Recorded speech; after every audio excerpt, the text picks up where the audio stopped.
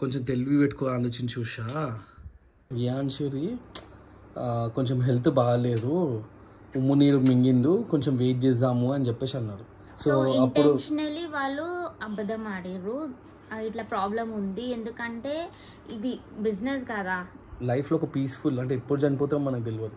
ఇప్పుడు మమ్మీ నాతో మాట్లాడతలేరు, ఎందుకంటే మమ్మీ ఏమంటుందంటే నువ్వు ఇంట్లో విషయాలు ఒక లిమిట్లో పెట్టు, అది బయట ఎందుకు పెట్టు, నువ్వు మళ్ళీ నెక్స్ట్ టైం ఫ్లోలో వస్తే మళ్ళీ పెట్టుకుంటావు, అట్లా 10 మంది గంట కూర్చుంటావు. అబ్బాయి పుట్టినాక అప్పుడు ఏం చేస్తావు చెప్పు. వై ఆర్ షాకింగ్ రా? నేను పిచ్చింగ్ నేను చెప్పలేను, నేను మాట్లాడలేను. ఉంటే ఎన్ని కష్టాలు ఉంటాయి ఒకసారి ఆలోచించండి. ట్రస్ట్ మీ 5 yearsలో నా ఫైనాన్షియల్ సిచ్యువేషన్ మంచిగా ఉంటే నేను డెఫినెట్లీ ఒక అమ్మాయిని దత్తతనే తీసుకుంటాను.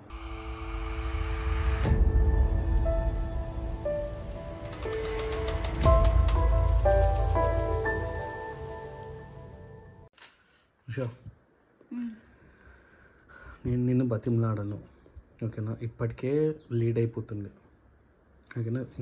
ఇంకా ఫ్యూచర్లో నువ్వు పెట్టుకోవాలనుకుంటే మాత్రం మధ్యలోకి పెట్టుకోవాలనుకొని మధ్యలోకి తీద్దామనుకున్నా మాత్రం తీయలేము. 3 months దాటినంటే అస్సలు తీయలేము. ఇప్పుడు రైట్ నౌ అయితే ఒక 45 days 40 ఎన్ని డేస్ కూడా నాకు అర్థమవుతలేదు, 45 days ఏమో అవుతుంది. సో నేను ముందు చెప్తున్నా, మంచిగా అర్థం చేసుకో. అండ్ కింద కూడా చాలామంది నెగిటివ్ కామెంట్స్ పెడుతున్నాను సార్. నువ్వు స్టార్ట్ చేసినావు, అసలు వద్దు వీడియో అంటే అప్లోడ్ చేసినావు, అది ఇప్పుడు రిలేటివ్స్ దాకా వెళ్ళేసి మమ్మీ దాకా వెళ్ళేసి మమ్మీ గలీజ్గా కామెంట్ కాదు, నెగిటివ్ కామెంట్స్ ఎందుకు పెట్టుకుంటున్నావు, తీసే గవ్వరు గలీజ్గా కామెంట్ చేయలేదు. అయితే చాలా మంది పెట్టుకోని కూడా అంటున్నారు. ఏం పెట్టుకుంటున్నారు? ఉంచుకోండి, గాడ్ గిఫ్ట్, పాపం అది తీసేస్తే వాళ్ళు చాలా మంది ఏమంటున్నారంటే కొంచెం తెలివి పెట్టుకో ఆలోచించి చూసా, ఇద్దరితో అయితే లేడు, చాలా మందితోటి ఇంకొకరిని ఎట్లా అంటావు, ఒకవేళ అబ్బాయి ఉడితే ఏంది పరిస్థితి, ఉన్న ఫైనాన్షియల్ సిచ్యువేషన్ కూడా చూసుకోండి అని చెప్పేసి వాళ్ళే అంటున్నారు. ఓకే, నేను ఒక పని చేస్తా, నేను కమ్యూనిటీలో మన యూట్యూబ్ కమ్యూనిటీలో ఒక పిక్ పెట్టేసి, మన ఫ్యామిలీ పిక్ పెట్టేసి కింద ప్రెగ్నెన్సీ ఉంచాలా లేదా అని చెప్పేసి కింద కామెంట్ చేస్తాను. సో జనాలు ఎవరు ఎక్కువ ఓట్స్ ఇస్తున్నో దాన్ని బట్టి యూజ్ అవ్వాలి. ఒకవేళ వాళ్ళు ఉంచుకోమంటే ఉంచుకుంటాం, లేకుంటే లేవు. బట్ దానికంటే ముందు నా ఒపీనియన్ నేను అందరికీ చెప్తాను, ఎందుకు వద్దని చెప్పేసి అంటున్నాను. నీ ఒపీనియన్ చెప్పు, ఎందుకు పెట్టుకోవాలనుకుంటున్నావు. సో గైజ్, ఇప్పుడైతే కమ్యూనిటీలో పోస్ట్ పెట్టామో, సో దానికి మీరు పెట్టుకోవాలా ఎస్సా నో అని చెప్పేసి కింద మీకు పోల్ ఉంటుంది, ఆ పోల్ని క్లిక్ చేయండి. సో ఫస్ట్ నా గురించి చెప్దాం అనుకుంటున్నాను. నేనేమనుకున్నానంటే ఫస్ట్ నా లైఫ్లో ఒకటే అనుకున్నాను, ఇషాతో మ్యారేజ్ చేసుకున్నాక నాకు ఒక్కళ్ళు ఉంటే చాలనుకున్నాను. అంటే అవి చుట్టాక కూడా అదే అనుకున్నా, ఒక్కళ్ళు ఉంటే చాలనుకున్నాను. మళ్ళీ ది ఫ్లో రియాన్స్ అయిపోయిన అది కూడా మేము అన్ఎక్స్పెక్టెడ్, చాలా ఫాస్ట్గా అయిపోయింది రియాన్స్ కూడా. సో దాని తర్వాత అనుకున్నాము, నేను ఉషాకి చెప్పాను, అంటే ఎప్పుడైతే రియాన్స్ పుట్టారో అప్పుడు మేము డాక్టర్కి మమ్మీ కూడా అన్నది ఆపరేషన్ చేసేసండి. అదే పిల్లలు. చాలా మందికి ఒక కన్ఫ్యూజన్ ఏముందంటే, మీకు ఆల్రెడీ ఫ్యామిలీ ప్లానింగ్ అయిపోయింది కదా, మళ్ళీ ప్రెగ్నెన్సీ ఏంది అని చెప్పేసి ఒక క్లారిటీ ఏంటంటే, ఫ్యామిలీ ప్లానింగ్ ఆపరేషన్ కాలేదు. నేను ఒక రీల్ కూడా చేసి పెట్టాను, వ్లాగ్స్ షార్ట్స్లా క్లారిటీ కూడా ఇచ్చినాను, ఇంకా కాలేదు ఫ్యామిలీ ప్లానింగ్ ఆపరేషన్ అని చెప్పేసి. సో నాకు ఫ్యామిలీ ప్లానింగ్ ఆపరేషన్ కాలేదు, ఇంకా కాలేదు. సో ఆ రోజు ఏమైందంటే, రియాన్స్ గారు పుట్టినాక మేము ఫ్యామిలీ ఆపరేషన్ చేయండి అని చెప్పేసి అన్నప్పుడు డాక్టర్ ఏమన్నా అంటే, రియాన్స్ది కొంచెం హెల్త్ బాగాలేదు, ఉమ్ము నీరు మింగిందు, కొంచెం వెయిట్ చేద్దాము అని చెప్పేసి అన్నారు. సో ఒక 1 hour 2 hours వెయిట్ చేద్దాము అని చెప్పేసి అన్నాక 1 or 2 hours వెయిట్ చేద్దామని చెప్పేసి అన్నారు. ఇక్కడ బయట వీళ్ళకి అన్నారు, కానీ లోపల నాకేమన్నారంటే మనం వెయిట్ చేయలేము అని చెప్పేసి జల్దీ కుట్లు అన్న సిజేరియన్ కదా, సో క్లోజ్ చేసేస్తేనే ఉన్నారు వాళ్ళు. సో ఇంటెన్షనలీ వాళ్ళు అబద్ధం ఆడారు, ఇట్లా ప్రాబ్లం ఉంది, ఎందుకంటే ఇది బిజినెస్ కదా, హాస్పిటల్ బిజినెస్. ఇది అదే బిజినెస్ ఏందో మనకు తెలియదు కానీ, బట్ ఆ రోజు మాత్రం ఆపరేషన్ అయితే కాలేదు.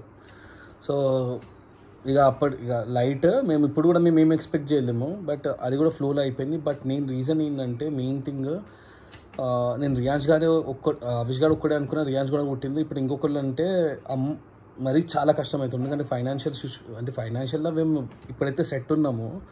బట్ ఇంకొకళ్ళు అయిందనుకోండి, అది ఎట్లా అవుతుందంటే, ఫస్ట్ థింగ్ ప్రాబ్లం ఎక్కడ వస్తుందంటే, మేము ఇద్దరినే చూసుకోలేకపోతున్నాము. ఇద్దరిని చూసుకోలేకపోతున్నాము, అంటే నా ఒపీనియన్ చెప్తున్నాను నేను, ఇద్దరిని చూసుకోలేకపోతున్నాము. మళ్ళీ ఇప్పుడు ఇంకొకళ్ళు వచ్చిందనుకో చాలా అంటే చాలా ప్రాబ్లం అవుతుంది. ఈమె జాబ్ చేస్తుండే worth of around like 45,000 per month వస్తుండే. ఇప్పుడు అవీష్ రియాజ్ ఖాన్ వల్ల ఇక చూసుకోవాలి కదా ఇంట్లో ఒకరు, తన జాబే మానేసింది. ఇప్పుడు ఇంకొకళ్ళు వచ్చిందనుకో ఇక అంతే సంగతులు, ఓకేనా. అండ్ సెకండ్ థింగ్ ఏంటంటే హెల్త్ ఇష్యూస్ వస్తాయి. ఈమె ఏమంటుందంటే నాకు ఏం హెల్త్ ఇష్యూస్ అంటే ఇప్పుడు ఏం లేవు, బట్ రావచ్చేమో ఫ్యూచర్లో అని చెప్పేసి భయము. ఎందుకంటే ఊకే సిజరిన్ చేసుడు, ఇప్పుడు నార్మల్ డెలివరీ ఎట్లయినా కాదు ఇప్పుడు తనకి. సో సిజరిన్ చేసుడు వల్ల తను కొంచెం హెల్త్ డిస్టర్బ్ అవుతుండేమో అని చెప్పేసి. మన అప్పట్లో అయితే ఇట్స్ ఓకే, అప్పుడైతే నార్మల్ డెలివరీస్ అవుతుండే, కానీ ఇప్పట్లో అయితే మ్యాక్సిమం ఇప్పుడు అమ్మాయిలు కొంచెం వీక్ ఉన్నారు, మ్యాక్సిమం అయితే సిజరిన్లు అవుతున్నాయి. అండ్ థర్డ్ థింగ్ వచ్చేసి ఒక పీస్ఫుల్నెస్ ఉండరు. ఇప్పుడే నాకు ఇద్దరితోటి పీస్ఫుల్ స్లీప్ లేదు. నీకు నవ్వొస్తుంది కానీ దాట్ ఈస్ సీరియస్. నీకు ఎంత మంచిగా ఈమెతోటి వద్దు కానీ కాదు, నీకు ఎంత మంచి ప్లేస్ ఇచ్చి పండుకో వినే అని చెప్పేసి నేను కింద వండుకుంటుండే, ఆ పెద్ద మనిషిని తెప్పించిన ఊకే కింద వంటవు ఎందుకు అని చెప్పేసి. ఇప్పుడు ముగ్గురు అయిపోయింది గైజ్. ఇప్పుడు ఏంటంటే థర్డ్ థింగ్ వచ్చేసిందంటే ఫైనాన్షియల్లీ సెటిల్ ఉండాలంటే ఎంత తక్కువ మంది ఉంటే అంత మంచి ఫైనాన్షియల్ సెటిల్ ఉంటారు. ఫర్ ఎగ్జాంపుల్ ఏంటంటే ఇప్పుడు మనకి ఒక 10 లక్షలు ఉన్నాయి అనుకోండి, ఆ 10 లక్షలకి నుంచి 5 లక్షలు పెద్దోనికి ఇచ్చి 5 లక్షలు చిన్నోనికి ఇవ్వచ్చు. ఇంకొకరు ఏంటి అనుకోండి, అప్పుడు 3 లక్షలు ఇవ్వాలి వస్తుంది. ఎడ్యుకేషన్కి మనకి ప్రాబ్లం అవుతుంది, ఓకేనా. సపరేట్ ఇప్పుడు నిజంగా చెప్పాలంటే డైపర్స్ మన రియాన్స్ గానికి డైపర్స్ చేయడానికే నాకు నెలకి 5,000 అవుతుంది. అట్లా అవుతుంది అంటే మనం 2 సార్లు పార్టీ పోతారు.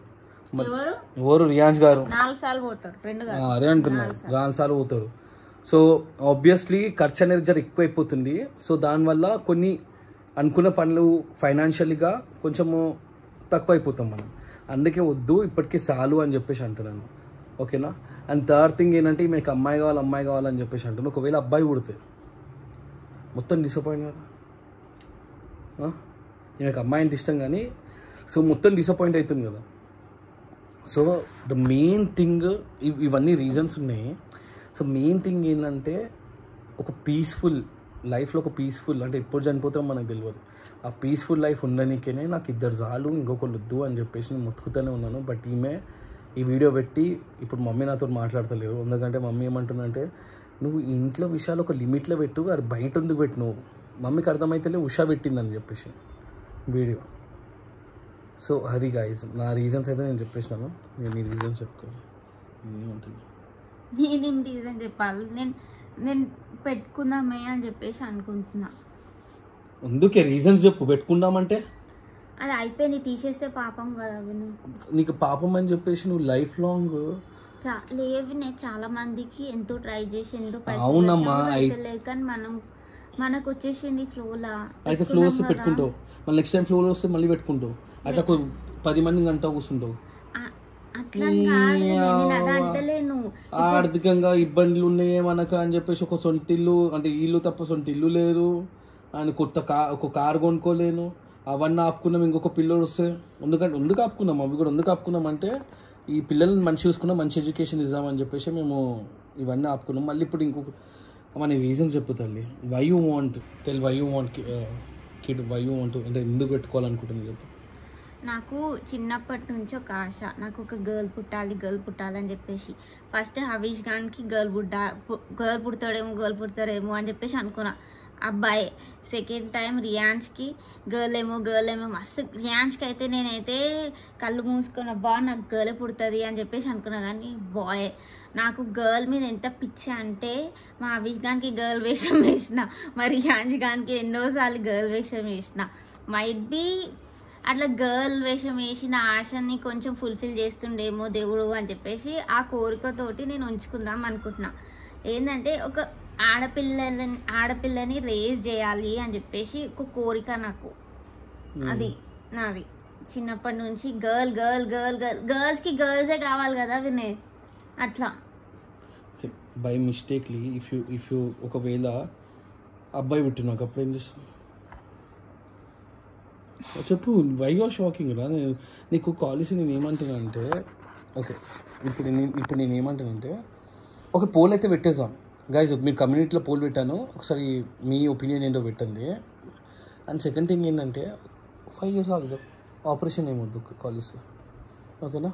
లేదు కాదు వినయ్, ఇప్పుడు నాకు గర్ల్ మీద ఉంటే ఆశకి ఊకే పిల్లలని ఊకే రియాన్స్ గాని అయితే గర్ల్ గర్ల్ గర్ల్ చేస్తున్నా కదా, సో మైట్ బి ఈమె గర్ల్ మీద ఎక్కువ ఆశ అని చెప్పేసి దేవుడు మనకు ఫ్లోలోనే ఇచ్చేస్తుండేమో గర్ల్ గర్ల్ చైల్డ్. అవునమ్మా, అది నీ భ్రమ. నేను ఏం చెప్పలేను. ఒకవేళ అబ్బాయి పుడితే ఏం చేస్తావు? ఒకవేళ అమ్మాయి పుడితే అమ్మాయి పుడితే ఏం చేస్తావు నువ్వు? రియాన్స్ అంత ఈజీగా నువ్వు అనుకుంటున్నావు కానీ నీకు అమ్మాయిని రేజ్ చేయడం అంత ఈజీగా రియాన్స్ గానికి అమ్మాయి అని చెప్పేసి అనుకోలేవా? నేను కూడా అమ్మాయి అనుకున్నాను కానీ మమ్మీ ఒక మాట అన్నది. ఏమన్నా అంటే నువ్వు దేవుడు అనుకున్నారా వినయ్, నీ వల్ల కాదు అమ్మాయిని రేజ్ చేయడం, అంత ఈజీ కాదు అని చెప్పేసి మమ్మీ అన్నది. నీకు అబ్బాయి పుట్టింది, ఇట్స్ ఓకే. మమ్మీ అమ్మాయి పుడతారు అంటే అప్పుడు మమ్మీ ఏమన్నా అంటే ఇను అంత ఈజీ కాదు అమ్మాయిని పెద్దగా చేసాడు, నాకు తెలుసు అది ఎన్నో ఉంటాయి అమ్మాయిలకి అని చెప్పేసి అన్నాడు. సో ఐ థాట్ ఓకే నేను రేజ్ చేయలేనేమో అమ్మాయిని, ఎందుకంటే నువ్వు రేజ్ చేయలేవేమంటే నీ తోడుకి నేను ఉన్నా కదా. నేను పిచ్చిగా నేను చెప్పలేను, నేను మాట్లాడలేను, వీడియో లెంత్ అయిపోతుంది కాదు. నువ్వు చెప్పు, ఒకవేళ గర్ల్ పుడితే ఏంటి? గర్ల్ పుడితే నేను రేజ్ చేయలేదని వేరే వాళ్ళకి ఇచ్చేస్తావా? ఓకే, నేను ఒక ప్రామిస్ చేస్తాను, ఏం డిసిజన్ వచ్చినా విల్ కంటిన్యూ విత్ దిస్. ఓకేనా, కమ్యూనిటీ పోస్ట్ చూసి అలా వాళ్ళ ఒపీనియన్ ఇచ్చి దాని తర్వాత చెప్దాము. మనం డిసైడ్ చేసుకుందాం. ఏదైనా సరే ఒకవేళ పెట్టుకోండి అనుకుంటే పెట్టుకుందాము, అమ్మాయి పుట్టినా అబ్బాయి పుట్టినా. ఒకవేళ తీసేయమన్నప్పుడు తీసేసాలి. You're ready for that? Ready ఉన్నావా? సతాయించకే ఓకే ప్లీజ్. ఎందుకు చెప్తున్నాడు అర్థం చేసుకో. కాలేజ్ 5 years తర్వాత మన ఫైనాన్షియల్ సిచ్యువేషన్ చూసి విల్ డిసైడ్. ఓకేనా, వాళ్ళు ఏం చెప్తారో విందాం. నువ్వు బాధపడుతున్నాడు నేను చేసి నేను కూడా బాధపడినట్టు చేసుకోవచ్చు. సో గైస్ ప్లీజ్ నా ప్రాబ్లం అర్థం చేసుకోండి. ఒకసారి మీ తెలివితో ఆలోచించండి. ఉంటే ఎన్ని కష్టాలు ఉంటే ఒకసారి ఆలోచించండి. నేనైతే ప్రామిస్ చేస్తున్నాను, నాకైతే ఓటింగ్ ప్రకారంగా మాత్రం మంచి నువ్వు పెట్టుకోవద్దని చెప్పేసి ఓట్ చేయండి. ట్రస్ట్ మీ, 5 yearsలో నా ఫైనాన్షియల్ సిచ్యువేషన్ మంచిగా ఉంటే నేను డెఫినెట్లీ ఒక అమ్మాయిని దత్తతనే తీసుకుంటాను. ఓకేనా, that smile.